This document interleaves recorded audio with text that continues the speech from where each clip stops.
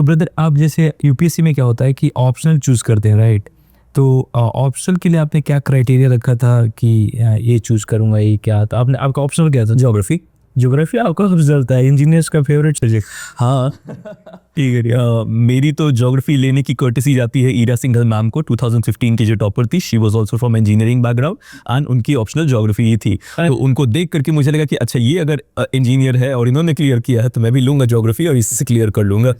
बाद में पता चला कि अच्छा ये तो थोड़ा सा लंबा चल गया, डिसएडवांटेज में चल रहा था। ज्योग्राफी में ही आपके कम नंबर आ रहे थे? नहीं एज सच ऐसा कुछ नहीं था मेरा। जब मैंने पहला अटेम्प्ट लिखा था प्रॉपर, तो जो मेरे 740 प्लस मार्क्स आए थे, तो पेपर 2 जो है मेरा ज्योग्राफी का 150 नंबर थे मेरे। अच्छा। हाँ, बट पेपर 1 में 97 आ गया था। ओ शिट, अगर 20-30 नंबर भी और रहते 120 तक आ जाता तो हो जाता। उसी समय हो गया होता। आज तक फंसे हुए नहीं रहते, बट ठीक है, ऊपर वाले की जो मर्जी। रीजन से बताओ आप। रीजन पहला तो यही था कि मैंने देखा कि अभी उस समय मार्केट में बहुत ज्योग्राफी गरम हुआ था, सारे कंटेंट्स अवेलेबल थे, मटेरियल अवेलेबल था, तो आई थॉट कि ठीक है ज्योग्राफी लेते हैं। थोड़ा सा लगा कि हाँ भाई डायग्राम्स वगैरह है और ड्राइंग वगैरह मेरे को पहले से भी शौक था, तो मैंने सोचा कि वो सब कर लूंगा, बढ़िया हो जाएगा।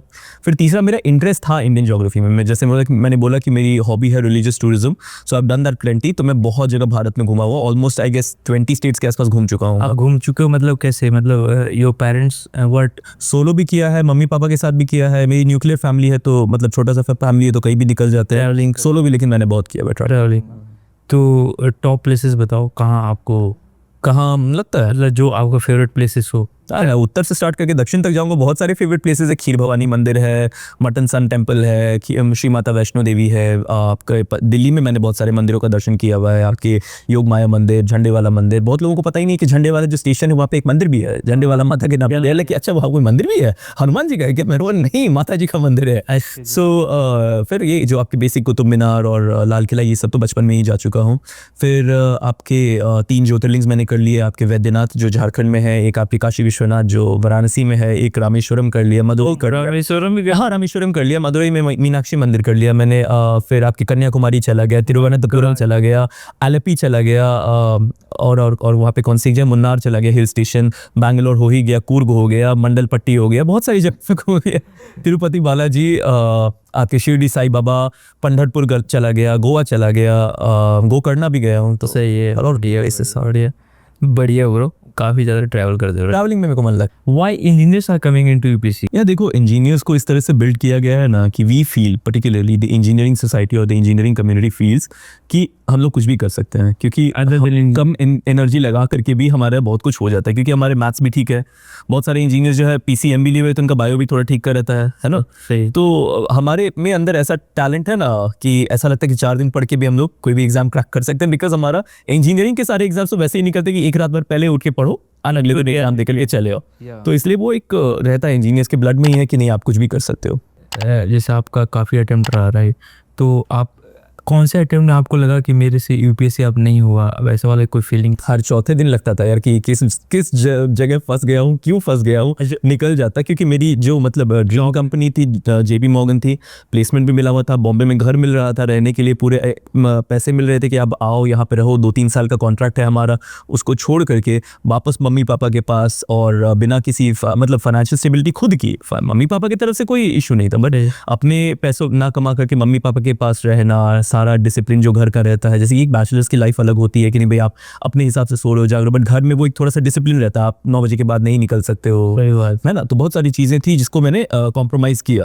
फिर बॉम्बे जैसे शहर में से निकल करके वापस पटना आकर के रहना। मेरे सारे मतलब जो स्कूल के फ्रेंड्स हो या कॉलेज के फ्रेंड्स हो, जो भी हो, जो जिनसे भी मेरा था कि हाँ भाई रिलेशन है, फ्रेंड्स है, भाई है, जो भी है, सारे के सारे बैंगलोर, कर्नाटका, साउथ इंडिया, मुंबई या फिर यूएस, कनाडा, इस तरह जगहों पे था। मैं वापस आ गया और मुझे नहीं पता था कि मतलब 1-2 साल का जो जर्नी है वो 8-9 साल में कन्वर्ट हो जाएगा। Otherwise I wouldn't have done that actually. जैसे आपने तैयारी कहाँ से की थी, मतलब आप कोचिंग करने दिल्ली आए थे? नहीं, मैं कभी भी डेली प्रिपरेशन के सेंस में आया ही नहीं, एक्सेप्ट मॉक इंटरव्यूज देने का जो बारी आया, क्योंकि मुझे पता था कि फर्स्ट एंड लास्ट इंटरव्यू, तो I didn't want to take any risk. तो मेरी सारी तैयारी सेल्फ स्टडी से हुई थी, नो कोचिंग, नो ऑनलाइन और ऑफलाइन और एनीथिंग, सारा कुछ सेल्फ स्टडी से था। आपने सेल्फ स्टडी किया? सारा कुछ। वाह यार। Not one coaching institute, nothing, not even for test series, सारा कुछ घर में ही। टेस्ट सीरीज आपने ज्वाइन ही नहीं किया? वैसा मार्केट में जो अवेलेबल रहते थे वो ले आया, नहीं तो पीवाईक्यूज को क्वेश्चन खुद से लिख लिया।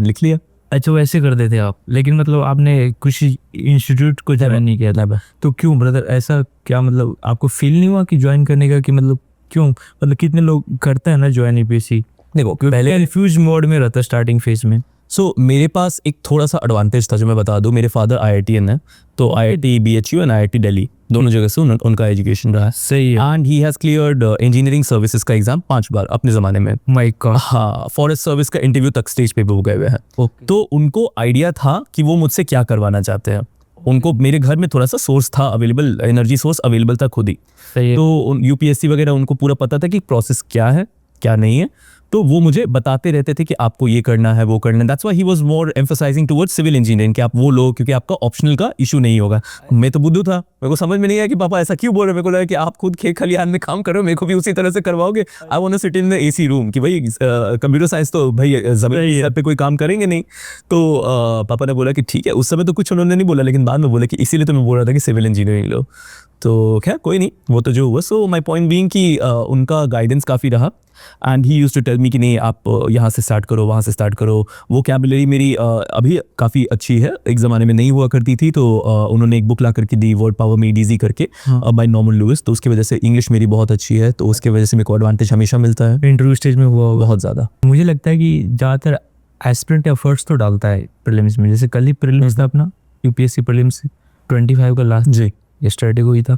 तो वो 2 आवर जो होता है ना प्रीलिम्स का, GS1 का 2 आवर, वो कैसे आप मैनेज करते थे जब आपने 24 का प्रीलिम्स क्लियर किया था? तब स्ट्रैटेजी है आपके पास वैसा? स्ट्रैटेजी एज सच मैं यही बोलूँगा कि prelims is all about confidence. पहला तो ये है। आप ऐसा बोलते हो? हाँ, कॉन्फिडेंस का गेम है। कॉन्फिडेंस का गेम है, क्योंकि आप क्या होता है ना कि 100 क्वेश्चंस तो आते हैं, उसमें से ज़्यादातर चीज़ें आपको पता भी होती है, बट आप अंडर कॉन्फिडेंट हो जाते हो उस एनवायरनमेंट में। जब आप देखते हो कि आपके इर्द गिर्द 40 बच्चे और बैठे हुए हैं, ऊपर का जो पंखा है वो धीरे धीरे काम कर रहा है, आपके सर के ऊपर पंखा नहीं तो पसीने की बूंद यहाँ से गिर रही है, सही एक हाथ से आप रुमाल पोंछ रहे हो, दूसरे हाथ से OMR भरना है, फिर आप घड़ी देख रहे हो। कभी कभी क्या होता है कि उसमें लिखा हुआ इंस्ट्रक्शन शीट में कि घड़ी आपको अलाउड है एनालॉग वाली, बट देन वहाँ पे सेंटर का कोई इन्विजिलेटर ये बोलेगा कि नहीं आपको नहीं, यहाँ सबमिट करना है। आपका मन घबरा जाएगा, अरे यार यहाँ तो सबमिट हो गया। पानी की बोतल है वो कहीं गिर गई, छूट गई, कुछ हो गया। आप वॉशरूम समय पे नहीं जा पाए, आपको लग रहा है यार अभी तो मैं मतलब फ्रेश नहीं फील कर रहा हूँ, मैं कैसे पेपर लिखूंगा। बहुत सारी चीज़ें होती है।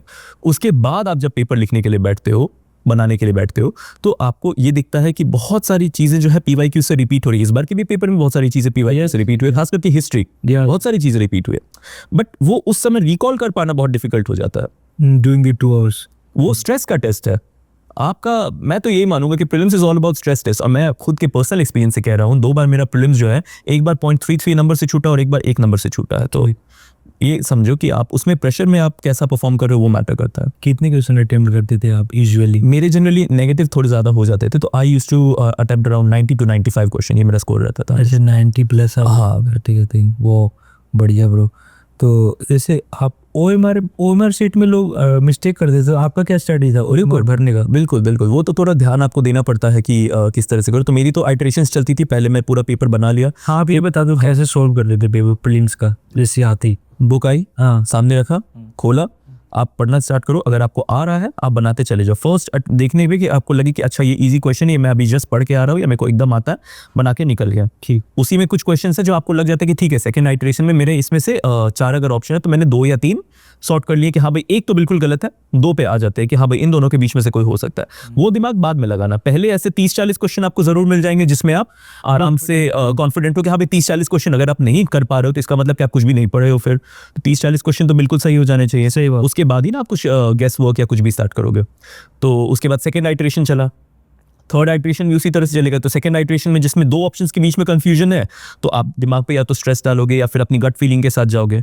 फिर उसके बाद जिसमें 3 ऑप्शंस वाले आ जाते हैं, फिर आप अगेन या तो गट फीलिंग पे जाओ या फिर लक फैक्टर के साथ जाओ, और फिर आ जाता है बिल्कुल तुक्केबाजी। तो वो लास्ट स्टेज में जनरली अवॉइड करता है। तो 5 से 7 क्वेश्चन तो ऐसे रहते हैं जो सबको नहीं आ जाते, तो फिर हट ही जाते हैं, वो छूट जाते हैं। प्रीलिम्स में मॉक का कितना इंपॉर्टेंट रोल है? आप कितने मॉक देते थे प्रीलिम्स से पहले?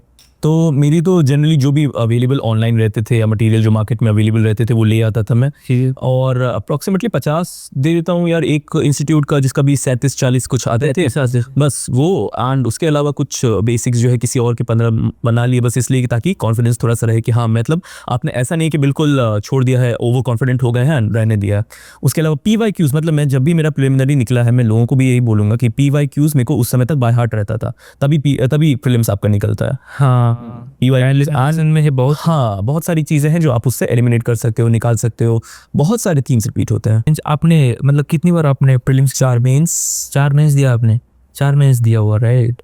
तो यस बता, तो आपका फर्स्ट मेंस था उसमें और आपका जो लेटेस्ट मेंस जो आपने जिसमें इंटरव्यू दिया, तो आप में क्या लर्निंग्स बताना चाहोगे? टॉप 5 बताना चाहो तो एस्पिरेंट्स को।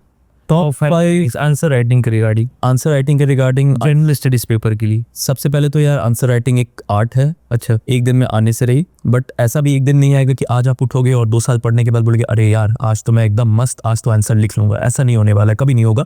आपने 10 दिन पढ़ाई कर ली है, अगर 20 दिन पढ़ाई कर ली है इनिशियल फेजेस से भी, you can start answer writing. Okay, आप लिखो, क्योंकि जो हम लोग अभी आंसर लिखेंगे, मान लो कि मैं आपको एक क्वेश्चन देता हूँ, मुश्किल से आप 7 मिनट में उसको नहीं लिख पाओगे पहली बार में। बहुत बड़ा तो आपको लगेगा 15 मिनट उसको 15 मिनट लग। आराम से लगेगा।